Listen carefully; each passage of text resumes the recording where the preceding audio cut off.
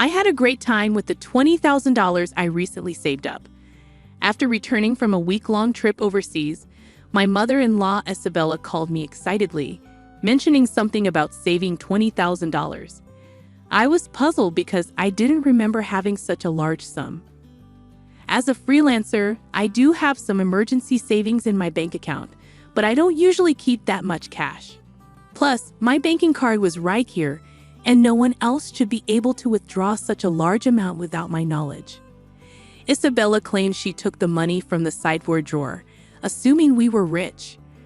I thanked her for her good intentions but didn't understand why she thought I had given her the money.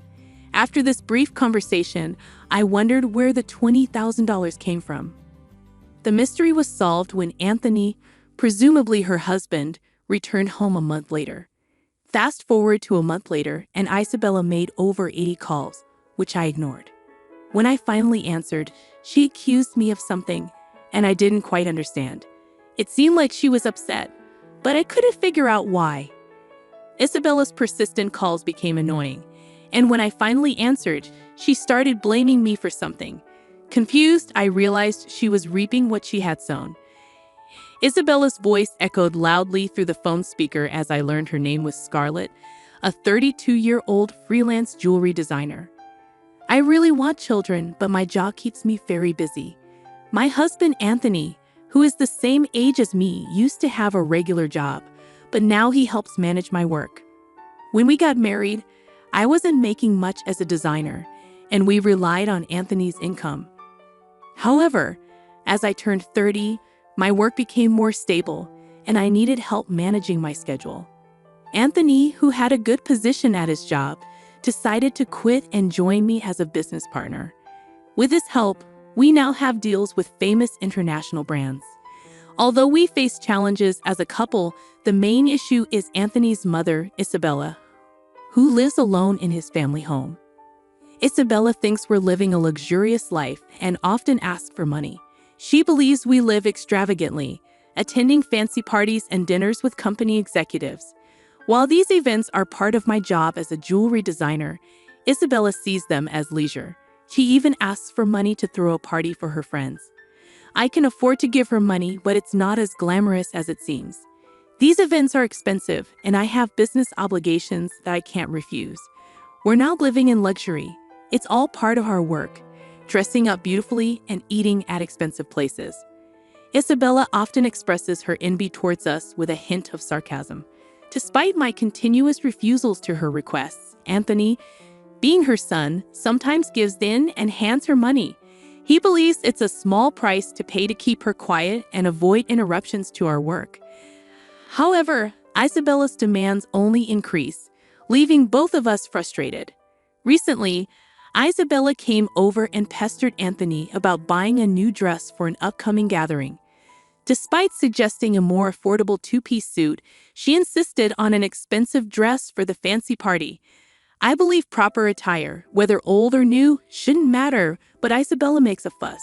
She also added that she needed a matching bag and was counting on us for that. To address Isabella's constant money demands, Anthony set up a credit card in her name, telling her to use it for her expenses. Initially, she overspent and got warned by Anthony.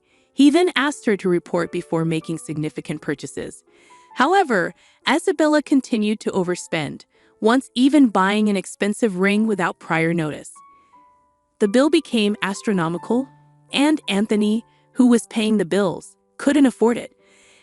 Isabella seemed to think the credit card meant endless spending without consequences. Anthony, frustrated with the situation, decided to put a limit on her card spending. Isabella stormed in, complaining that she couldn't pay for her recent shopping, not realizing the financial strain her overspending was causing us. "We've lowered your monthly limit, but it's still enough, right?" Isabella challenged, questioning the fairness of our lifestyle. She argued that her desire for fun and luxury wasn't much different from our work-related dressing up and attending fancy places. We explained that events like product launches and parties were part of our job, often taking place in luxurious venues. However, Isabella perceived it as us having fun rather than working. Since putting a limit on her credit card, she had quieted down a bit. Occasionally, she would come to our house and complain to Anthony, but life went on without major issues. As the year-end approached, a foreign brand approached me with a proposal to expand our business overseas. Excited about the opportunity, I saw it as a chance to join the ranks of top-tier designers. Anthony, handling things as my manager, saw it as a rare opportunity we had to take. However, there was a concern about Isabella. Given her past behavior, it was plausible that she might want to come with us. When we told her about our plans that weekend, she reacted just as we predicted. Isabella insisted we were trying to trick her and live even more lavishly overseas.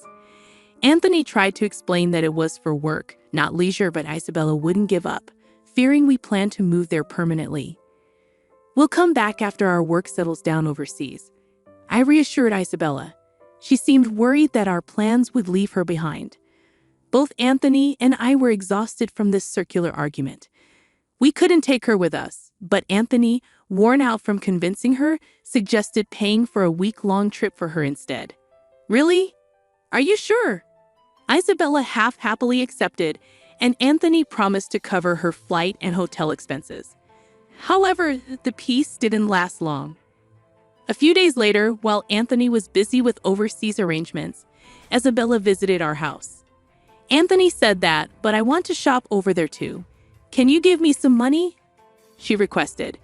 I asked about the card Anthony had given her, and she admitted he had taken it away, fearing she might misuse it with different currency rates overseas. I explained that I couldn't give her money without Anthony's approval. Isabella left, raising her voice, and over the New Year's, she went on a 7-day trip abroad. Upon her return, Isabella revealed an unbelievable truth. She called me excitedly, sharing her experiences and mentioning she had overspent on souvenirs. Feeling fed up, I asked about the money she claimed I had saved up for her. I had no recollection of such money, and the situation took an unexpected turn.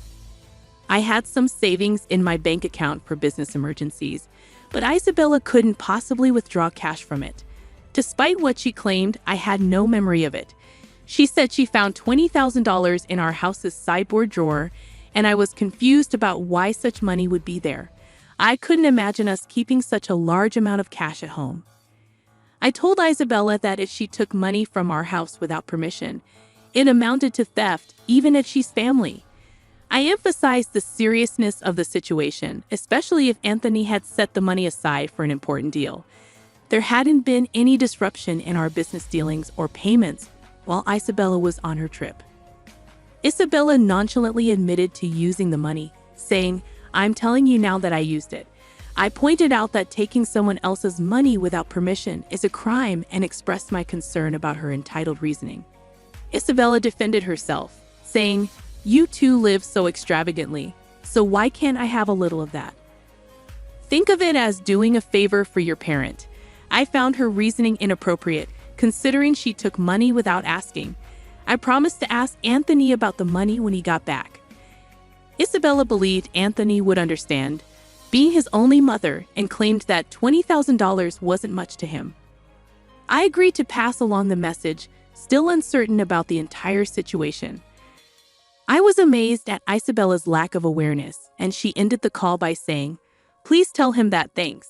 Still baffled by the $20,000 in cash at home, I asked Anthony about it when he returned that night. Anthony had withdrawn the money from his bank account 10 days ago for an urgent payment. He needed cash immediately, but I was surprised that he kept such a large sum in a drawer, considering the potential risks. Anthony, looking troubled, asked if I knew anything about it. Today, Isabella called, thanking us for the $20,000 and mentioning she had a blast with it.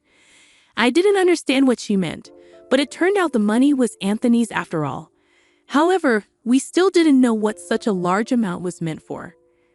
I questioned Anthony about why he had left such a large sum at home, especially when we usually did bank transfers.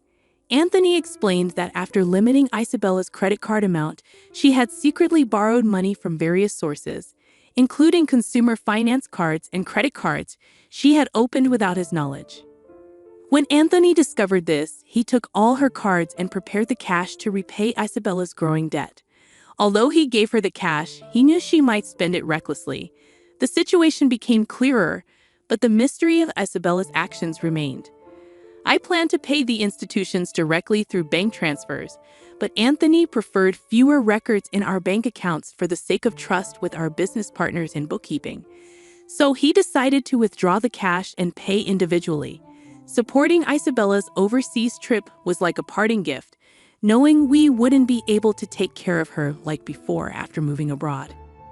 As time passed, Isabella's calls to my mobile phone became frequent, almost 80 calls every day.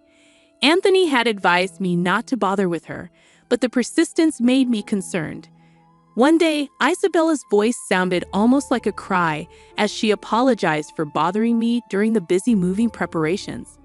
She explained that she was receiving payment demands almost every day, and Anthony seemed to be blocking her calls. Isabella couldn't get through to him and pleaded for my help, saying I was her only hope. I was surprised that Anthony would take such a drastic step with his own mother. If he had used the money he prepared to pay off Isabella's debts, this situation might have been avoided. Now, Isabella was inundated with collection letters from finance companies and consumer lenders, facing non-stop collections calls and seeming helpless to do anything about it. It was a scene I had only seen in dramas before. I mentioned it to Anthony, but I couldn't predict his response. Isabella pleaded for help, saying it was a son's duty to assist his mother. The call ended, and I told Anthony about it when he returned home, but he dismissed it coldly, stating that Isabella wasted the opportunity herself. Despite the continued calls from Isabella, I decided to block her number, following Anthony's lead. While I wished I could help, being Anthony's mother meant there was nothing I could do if he had chosen to ignore her. As the day of our move overseas approached, I needed to finish packing. Looking around the still cluttered room, I couldn't shake the lingering feeling of helplessness in the face of Isabella's predicament. It turned out that Isabella had to sell her house to settle her debts.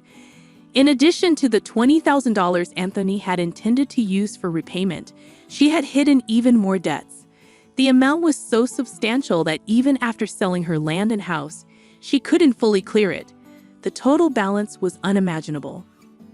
Our family home was gone, and Anthony, though somewhat sad, acknowledged there was nothing we could do. Losing the house where one grew up must have felt like a significant loss. Anthony, having lost his place to return to because of his living mother, must have been feeling a deep sense of loss.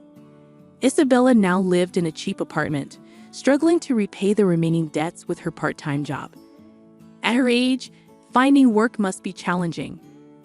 I felt a bit of sympathy for her. However, the consequences of her spending led to this, so she was to blame. Even for the elderly, taking responsibility for their actions is necessary. Despite the challenges, my business was thriving overseas, and the move had brought more inquiries from other brands.